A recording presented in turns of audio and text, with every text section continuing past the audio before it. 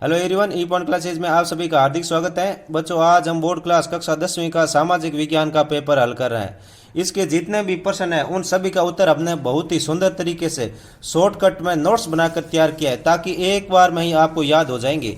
इसलिए आप लास्ट तक हमारे साथ बने रहे।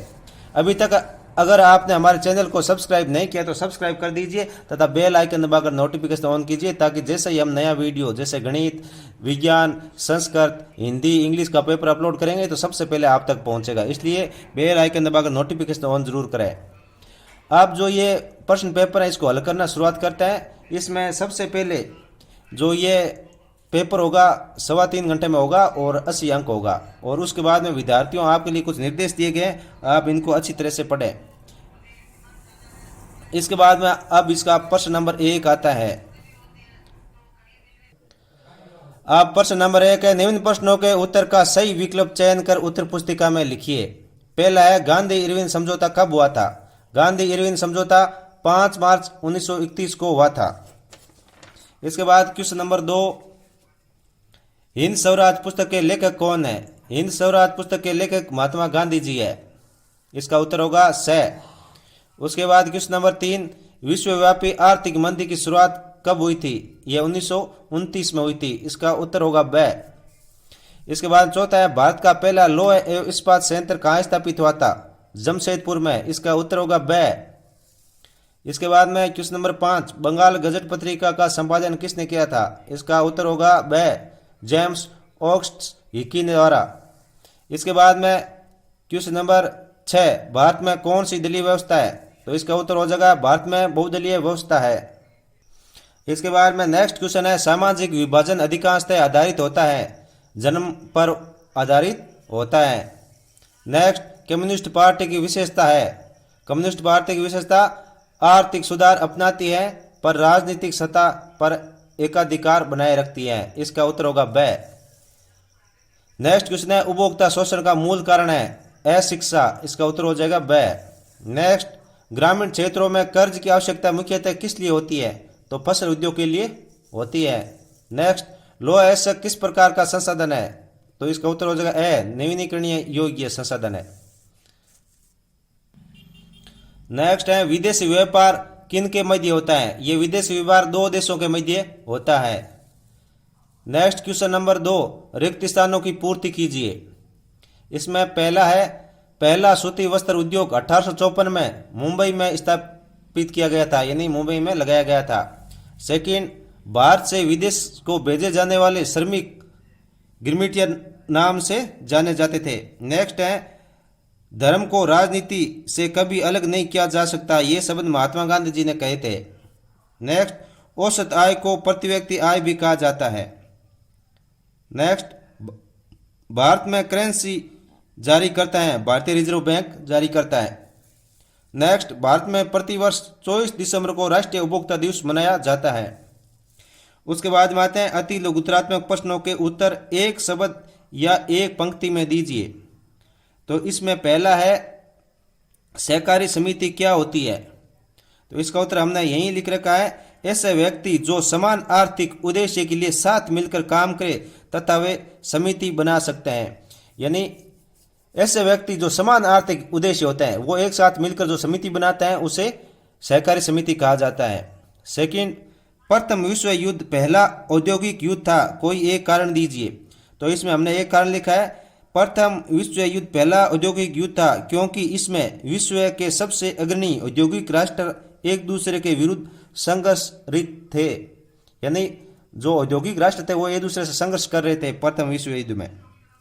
सेकंड है, इसका तीसरा है, आदि औद्योगिकरण से आप क्या समझते हो? उत्तर है, आदि औद्योगिकरण में बाजार के लिए उत्पादन कारखानों की बजाय घरों पर हाथों से निर्मित किया जाता था। तो ये आदि औद्योगिकरण था, इसमें जो सामान है उसका उत्पादन घरों में किया जाता था। नेक्स्ट क्वेश्चन है, जूट का उपयोग है, जूट का क्या उपयोग है? जूट का उपयोग है रस्सी बनाने में, गलीचे बनाने में काम आता है। इसके बाद, आपके अनुसार बाढ़ रोकने का एक उपाय बताइए। बाढ़ रोकने का उपाय, तो इसके हमने यहाँ पे तरीके लिख रखे हैं। नदियों तथा जलधाराओं के प्राकृतिक प्रवाह मार्ग में आने वाले अवरोधों को दूर करना चाहिए। यानी जहाँ से नदियाँ चल रही है या जल धारा जहाँ प्राकृतिक रूप से चलती है उसके बीच में अवरोध है तो फिर बाढ़ आएगी, तो उस अवरोध को हटाना। और सेकंड है नदियों पर निर्मित बांध तथा जलाशयों को पर्याप्त सुरक्षा प्रदान करना, जो बांध है वो पर्याप्त सुरक्षित रूप से बनाया जाए। इसके बाद में छठा है व्यापार किसे कहते हैं, तो हमने यहीं पर लिख रखा है व्यापार। व्यापार का अर्थ है क्रय और विक्रय। एक व्यक्ति से दूसरे व्यक्ति को सामान का स्वामित्व अंतरण ही व्यापार कहलाता है। यानी एक व्यक्ति से दूसरे व्यक्ति को सामान देना या लेना क्या कहलाता है, ये व्यापार कहलाता है। 7वां प्रश्न है क्षेत्रीय दल क्या है। क्षेत्रीय दल, यह दल एक विशिष्ट राज्य या विशिष्ट क्षेत्र के भीतर संचालित होता है। इसका चुनावी आधार एक ही क्षेत्र तक सीमित होता है, तो इसे क्षेत्रीय दल कहा जाता है। नेक्स्ट प्रश्न है लोकतंत्र के कोई 2 लाभ बताइए। लोकतंत्र के लाभ है, पहला, लोकतंत्र नागरिकों के अधिकार व स्वतंत्रताओं को बनाए रखता है तथा उनका उचित सम्मान भी करता है। सेकंड, लोकतंत्र में स्वतंत्र तथा निष्पक्ष न्यायपालिका होती है। क्वेश्चन नंबर 9, लोकतंत्र की 2 चुनौतियां लिखिए। तो चुनौतियां इसमें भ्रष्टाचार, बेरोजगारी, निर्धनता, लोकतंत्र को विस्तार तथा मजबूत करने की ये कुछ चुनौतियां हैं। इसके अलावा नेक्स्ट क्वेश्चन नंबर 10 है सकल घरेलू उत्पाद किसे कहते हैं। इसका उत्तर है एक वर्ष में एक राष्ट्र की सीमा के भीतर सभी अंतिम माल और सेवाओं का बाजार मूल्य सकल घरेलू उत्पाद कहलाता है। नेक्स्ट, तृतीयक क्षेत्र से आप क्या समझते हैं। इसका उत्तर होगा तृतीयक क्षेत्र प्रत्यक्ष रूप से वस्तुओं के उत्पादन में सहायता नहीं करता है, जैसे शिक्षक, वकील, राष्ट्र। ये तृतीयक क्षेत्र है, ये उत्पाद को डायरेक्ट प्रभावित नहीं करते हैं। नेक्स्ट क्वेश्चन नंबर 12, शिशु मृत्यु दर का क्या अभिप्राय है। तो इसका उत्तर है एक वर्ष में प्रति 1000 जीवित जन्म लेने वाले बच्चों पर 1 वर्ष से कम उम्र के बच्चों की मृत्यु की संख्या। यानी जो जीवित 1000 बच्चे जन्म लेते हैं उनमें से जो 1 वर्ष से कम आयु के जितने बच्चों की मृत्यु हो जाती है तो वो क्या कहलाती है, शिशु मृत्यु दर कहलाती है। नेक्स्ट क्वेश्चन नंबर, अब इसका भाग ब आता है लघुतरात्मक प्रश्न संख्या 4 से 16 के उत्तर लिखिए। शब्द सीमा 50 शब्द तक लिख सकते हो, इससे ज्यादा नहीं लिखनी है। क्वेश्चन नंबर 4 है इसमें फ्रांस की 1848 ईस्वी की क्रांति की 2 विशेषताएं लिखिए। तो फ्रांस की 1848 की क्रांति ने जनता के सामाजिक, आर्थिक तथा राजनीतिक जीवन में परिवर्तन किया। सामाजिक व आर्थिक जीवन में समानता पर जोर दिया था। क्वेश्चन नंबर 5 है ब्रेटन वुड्स समझौता क्या है। इसका उत्तर होगा युद्धोत्तर अंतर्राष्ट्रीय आर्थिक व्यवस्था का मुख्य उद्देश्य औद्योगिक विश्व में आर्थिक स्थिरता एवं पूर्ण रोजगार को बनाए रखना था। इसके अनुरूप 1944 में अमेरिका स्थित न्यू हैम्पशायर के ब्रेटन वुड्स नामक स्थान पर संयुक्त राष्ट्र मौद्रिक एवं वित्तीय सम्मेलन में सहमति बनी थी। सदस्य देशों ने विदेशी व्यापार में लाभ व घाटे से निपटने के लिए अंतर्राष्ट्रीय मुद्रा कोष व विश्व बैंक का गठन किया। इस आर्थिक व्यवस्था को ब्रेटन वुड्स व्यवस्था कहा जाता है। नेक्स्ट क्वेश्चन नंबर 6 है सुभेद्य जातियां क्या होती हैं, कोई 2 उदाहरण दीजिए। तो इसका उत्तर है सुभेद्य जातियां ये वे जातियां हैं जिनकी संख्या घट रही है, वर्तमान में अस्तित्व में बने रहना खतरे में है, जैसे नीली भेड़ और गंगा डॉल्फिन। यानी ये अस्तित्व में है लेकिन ये इनका लगातार संख्या घट रही है और आने वाले समय में क्या है ये खत्म हो सकती है। अब क्वेश्चन नंबर 7 है बहुउद्देशीय परियोजना के कोई 2 लाभ बताइए।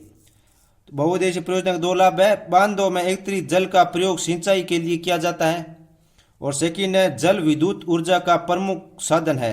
यानी बहुउद्देशीय परियोजना में बांध बनाएंगे तो बांध से क्या सिंचाई भी होगी और विद्युत ऊर्जा का उत्पादन भी होगा। इसके बाद में क्वेश्चन नंबर 8 रबी और खरीफ फसल किसे कहते हैं। रबी ये फसलें शीत ऋतु में बोई जाती हैं जैसे गेहूं, मटर, और दूसरा खरीफ ये फसलें वर्षा ऋतु में बोई जाती हैं जैसे बाजरा और मूंगफली। इसके बाद में क्वेश्चन नंबर 9 स्थानीय व अंतर्राष्ट्रीय व्यापार में अंतर बताइए। तो क्वेश्चन नंबर 9 का उत्तर है स्थानीय व्यापार, जब वस्तुओं या सेवाओं का आदान प्रदान एक क्षेत्र विशेष यथा गांव में स्थानीय रूप से किया जाता है उसे स्थानीय व्यापार कहते हैं। और अंतर्राष्ट्रीय व्यापार, जब वस्तुओं या सेवाओं का आदान प्रदान दो देशों के मध्य होता है तो उसे अंतर्राष्ट्रीय व्यापार कहा जाता है। इसके बाद क्वेश्चन नंबर 10, लोकतंत्र में सत्ता की साझेदारी क्यों आवश्यक है? इसका उत्तर है सत्ता में साझेदारी से विभिन्न सामाजिक समूहों के मध्य टकराव की संभावना कम हो जाती है और सभी समूह शासन व्यवस्था से जुड़ते हैं। इसके बाद क्वेश्चन नंबर 11, किस प्रकार सामाजिक अंतरों से लोकतंत्र सुदृढ़ होता है? इसका उत्तर है लोकतंत्र में सामाजिक विभाजन अभिव्यक्ति एक सामान्य बात है। इसी से विभिन्न सामाजिक समूह अपनी आवश्यकताओं और परेशानियों को प्रकट कर सरकार का ध्यान अपनी ओर आकर्षित करते हैं। सामाजिक विभाजनों की यह अभिव्यक्ति ऐसे विभाजनों के बीच संतुलन पैदा कर लोकतंत्र मजबूत करती है। इसके बाद क्वेश्चन नंबर 12, दबाव समूह और आंदोलन में अंतर बताइए। इसका दबाव समूह और आंदोलन, इसका उत्तर होगा दबाव समूह और आंदोलन। दबाव समूह होता है उसमें संगठन मजबूत होता है और आंदोलन उसमें संगठन ढीला ढाला होता है। सेकंड, फैसले औपचारिक रूप से लिए जाते हैं दबाव समूह में और आंदोलन में फैसले अनौपचारिक रूप से लिए जाते हैं। इसके बाद क्वेश्चन नंबर 13, आर्थिक विकास क्या है? प्रति व्यक्ति आय और राष्ट्रीय आय की परिभाषा लिखो। तो इसका उत्तर होगा आर्थिक विकास। आर्थिक विकास एक सतत प्रक्रिया है जिसके द्वारा राष्ट्रीय आय एवं प्रति व्यक्ति आय में दीर्घकालीन और निरंतर वृद्धि होती है। प्रति व्यक्ति आय, जब देश की कुल आय को कुल जनसंख्या से भाग देकर निकाला जाता है तो उसे प्रति व्यक्ति आय कहते हैं। और राष्ट्रीय आय किसी समयावधि में एक अर्थव्यवस्था में उत्पादित वस्तुओं और सेवाओं में कुल प्रवाह का मौद्रिक मूल्य राष्ट्रीय आय कहलाता है।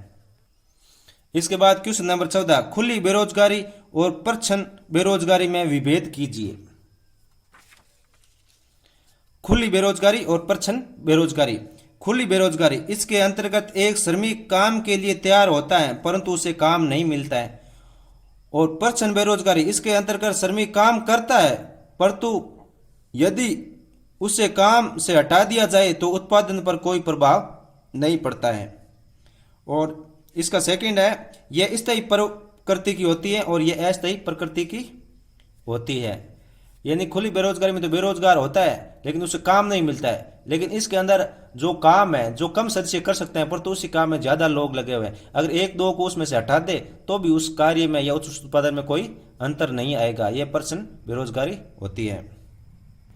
इसके बाद क्वेश्चन नंबर 15, मुद्रा आवश्यकताओं के दोहरे सहयोग की समस्या को समाप्त कर देती है, व्याख्या कीजिए। इसका उत्तर होगा वस्तु विनिमय प्रणाली में जहां मुद्रा का उपयोग किए बिना वस्तुओं का सीधे ही आदान प्रदान किया जाता है वहां आवश्यकताओं का दोहरे सहयोग होना एक आवश्यक विशेषता होती है। इसके विपरीत ऐसी अर्थव्यवस्था जहां मुद्रा का उपयोग होता है वहां मुद्रा विनिमय प्रक्रिया में एक मध्यस्थता की भूमि में कार्य करती है तथा आवश्यकताओं के दोहरे सहयोग की समस्या को समाप्त कर देती है। क्वेश्चन नंबर 16, भारत में उपभोक्ता आंदोलन की प्रगति की समीक्षा करें। तो उपभोक्ता आंदोलन है उसकी प्रगति की समीक्षा। क्वेश्चन नंबर 16, इसका उत्तर है भारत में उपभोक्ता आंदोलन की प्रगति को निम्न प्रकार समझ सकते हैं। भारत में सामाजिक बल के रूप में उपभोक्ता आंदोलन का जन्म अनैतिक और अनुचित व्यवसाय कार्यों से उपभोक्ताओं के हितों की रक्षा करने व प्रोत्साहित करने की आवश्यकता के साथ हुआ था। खाद्य पदार्थों की कमी, जमाखोरी, मिलावट की वजह से सन 1960 के दशक में व्यवस्थित रूप से उपभोक्ता आंदोलन का जन्म हुआ था।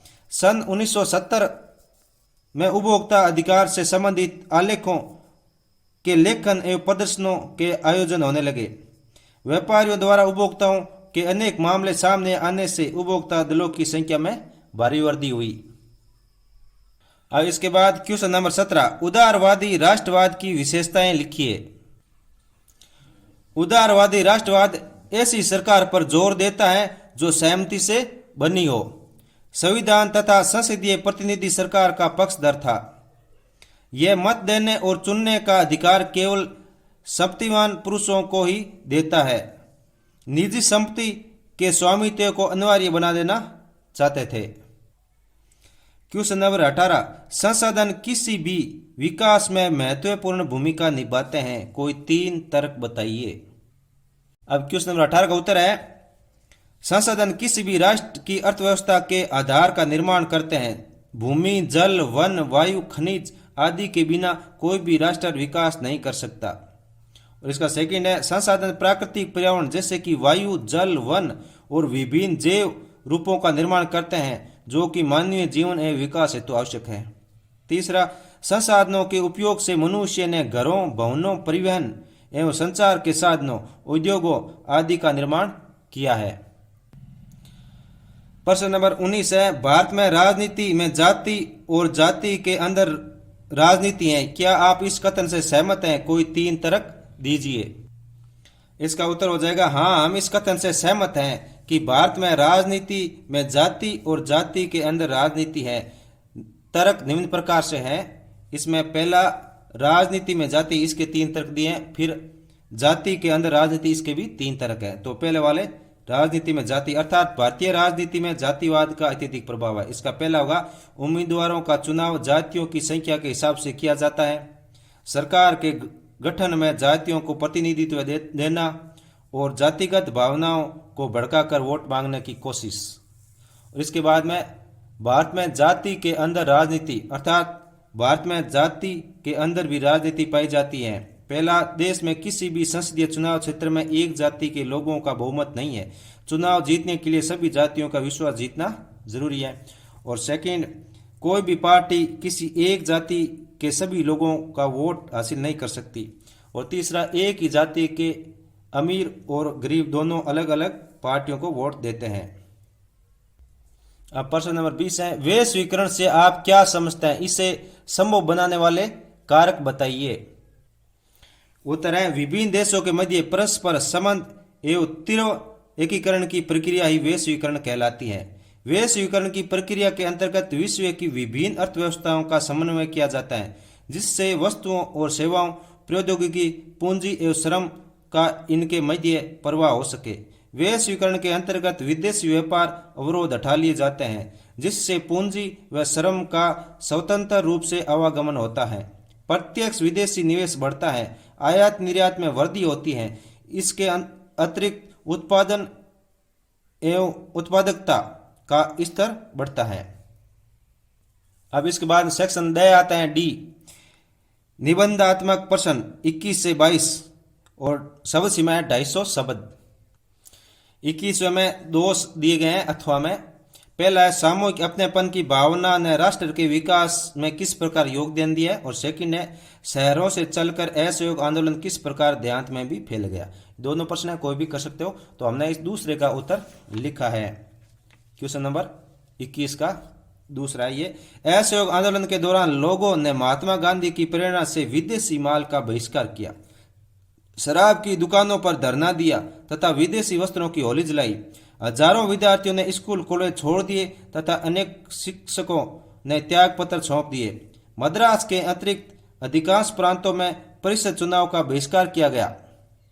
गांधी जी द्वारा संचालित असहयोग आंदोलन शहरों से बढ़कर देहात में भी फैल गया।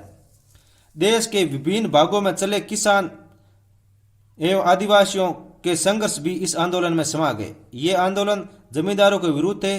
किसानों से अनेक प्रकार लाख बाग व बेरोजगार के कार्य करवाए जाते थे तथा पारिश्रमिक भी नहीं मिलता था। उन्हें बार बार पट्टे की जमीन से बेदखल कर दिया जाता था। अंततः किसान असहयोग आंदोलन में सम्मिलित हो गए। इस प्रकार असहयोग आंदोलन देहात में भी फैल गया। अब क्वेश्चन नंबर 22 है, संघवाद क्या है, इसकी मुख्य विशेषता को समझाइए। और सेकंड है, स्थानीय शासन व्यवस्था के विभिन्न स्तर कौन कौन से हैं, इसके गठन की प्रक्रिया बताइए। तो इसमें हमने पहला संघवाद क्या है, इसकी मुख्य विशेषता समझाइए, इसका उत्तर लिख रखा है, आप देखिए ध्यानपूर्वक अच्छी तरह से। संघवाद शासन की वह प्रणाली है जिसमें सत्ता का विभाजन केंद्रीय प्राधिकार और सरकार की अंगीभूत इकाइयों के मध्य होता है। संघवाद की विशेषताएं, शक्तियों का विभाजन। भारतीय संविधान में स्पष्ट रूप से केंद्र और राज्य सरकारों के मध्य विधायी अधिकारों को 3 सूचियों में विभाजित किया गया है। ये सूची है संघ सूची, राज्य सूची और समवर्ती सूची। राज्यों का संघ, दूसरी इसकी विशेषता है राज्यों का संघ। भारत में अपनी आंतरिक विविधता को ध्यान में रखते हुए विभिन्न राज्यों के संघ का गठन किया गया है। और तीसरा है त्रिस्तरीय शासन व्यवस्था, या संघ या केंद्र सरकार, राज्य सरकार और स्थानीय शासन। और उसके बाद इसका चौथा विशेषता है समस्त राज्यों को बराबर के अधिकार प्राप्त नहीं। भारतीय संविधान में सभी राज्यों को बराबर अधिकार नहीं दिए जाते हैं, जैसे असम, नागालैंड, मिजोरम को विशेष अधिकार प्राप्त है। इसके बाद क्वेश्चन नंबर 23 है, प्रश्न का उत्तर दिए गए मानचित्र में दीजिए। दिए गए भारत के रेखा मानचित्र में निम्नलिखित को अंकित कीजिए। मानचित्र लेना है और उसमें इनको अंकित करना है, बड़ोदरा को, तूतीकोरन को, रावतभाटा को और गांधीनगर को। और इसमें अथवा में दिया गया है अजमेर, विशाखापट्टनम, गोवा और दिल्ली। इनमें से या तो ये ऊपर वाले दर्शाएंगे या नीचे वाले दर्शाएंगे, ऐसा नहीं है एक ये ऐसा नहीं दर्शाना है। या तो या चारों ये दर्शाओगे या ये दर्शाओगे। इस प्रकार से यह सामाजिक विज्ञान का पेपर कंप्लीट हो चुका है। नेक्स्ट वीडियो में हम इसके विज्ञान, गणित, इंग्लिश, हिंदी और संस्कृत का पेपर लेके आएंगे। तब तक के लिए धन्यवाद।